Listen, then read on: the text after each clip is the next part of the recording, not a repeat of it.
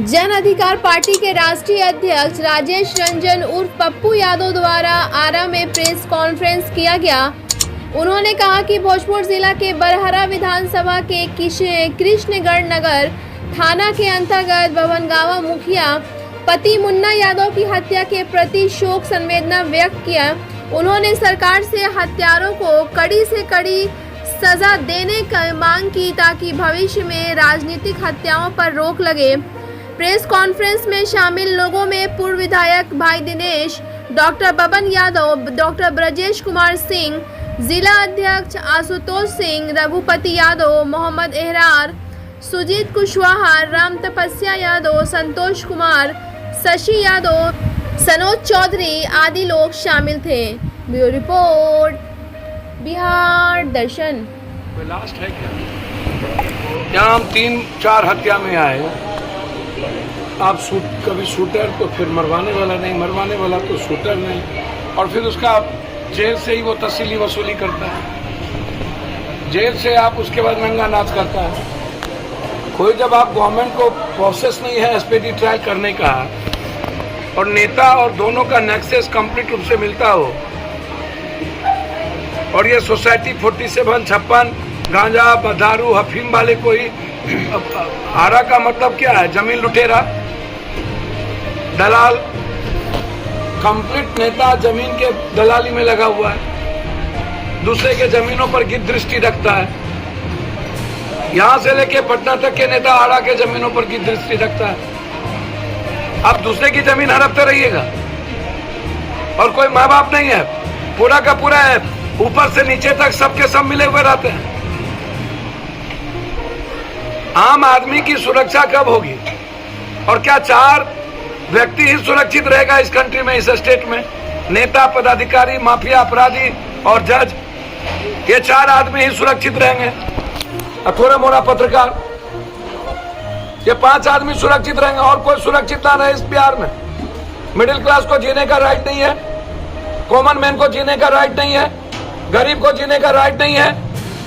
क्या 92% जिसके पास 6,000 रुपया महीने का इनकम नहीं हो, और जो मिडिल क्लास है जिसके जो जिंदगी किसी तरह सस्टेन करता हो, क्या वो जी पाएंगे बिहार में?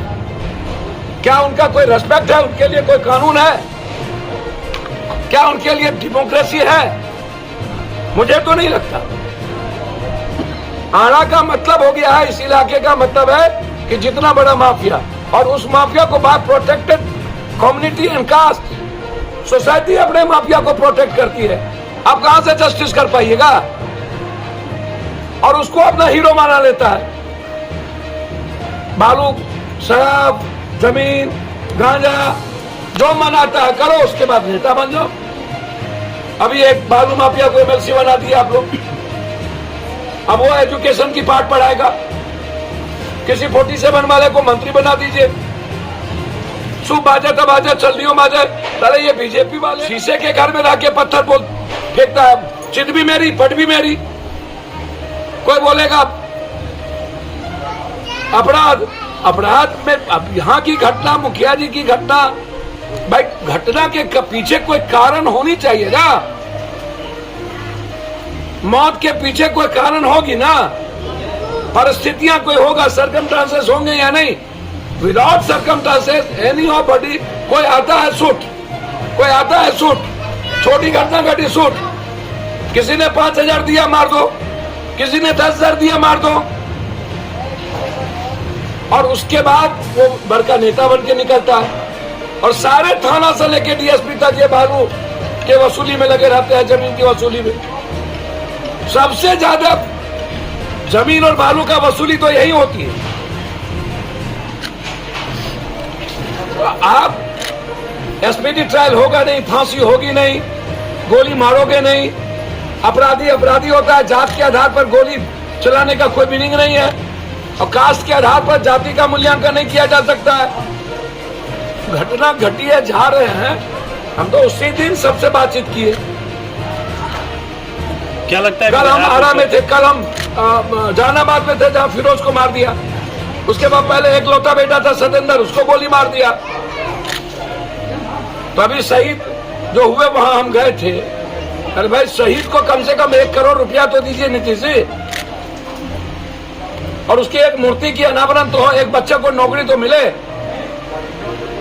कुछ स्टेटों में हरियाणा, कुछ स्टेटों में नौकरी का प्रावधान है, यहाँ 11 लाख रुपया देके हम औपचारिकता निभा लेते हैं। कम से कम 50 लाख रुपया तो दीजिए शहीद को, और उसके बच्चे को नौकरी तो दीजिए।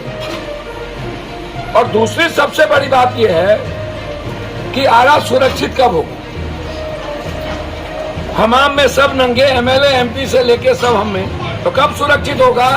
ये तय कर देना यहाँ के पदाधिकारी और नेता कि लास्ट मर्डर कब तक। एक अंतिम तय कर दीजिए कि इसके मारने के बाद अब मर्डर नहीं होगा, या इस बलात्कार के बाद किसी बच्ची का बलात्कार नहीं होगा, या इस एक्सप्लॉयटेशन के बाद कोई एक्सप्लॉयटेशन नहीं होगा। एक फिक्स कर दीजिए। ये तो अनवरत कथा हो गई है। सांसद का भी सम्मान खो दिया सारा इस देश में। ये नचनिया बजनिया, ये चकना अंगना, कंगना रंगना, चकना मंगना, ये सब नाश कर दिया भाई। शर्म होता है अब एमपी टेम्पी बनने में। सारा ऐसे कर ले रहा था, थू हो। ये तरीका है, डेली मंच पे नाच रहे हैं। कौन निरहुआ है, कौन ही रिंकिया की बीवी है, क्या रिंकी क्या है, पति पापा। ये जो आरती उतार रहे हैं सारे मिनिस्टर, क्या फॉलो करेंगे मेरे बच्चे? पप्पू यादव किसी को पैर छुएगा तो जरूर मानेंगे कि अच्छा आदमी है। सर इस जन्म में नहीं हो सकता है। मैं भगवान के प्रति मेरी आदर है, मेरे संत के प्रति, सिद्धि के साईं के प्रति मेरी पागलपन है। मेरा पागलपन ओशो को लेकर के है, मेरा पागलपन आनंद मूर्ति जी को लेकर के है, मेरा पागलपन अंधविश्वास को लेके मर जाएंगे तब। इस जन्म में ने क्या, इसका मतलब है मुझे गोली मार लेना चाहिए। आत्महत्या बेकार न विज्ञान पढ़े हो, बेकार न विदेश में जाके पढ़ के आए। ये बिहारी बनने के लिए आए थे, हम पैदा हुए थे।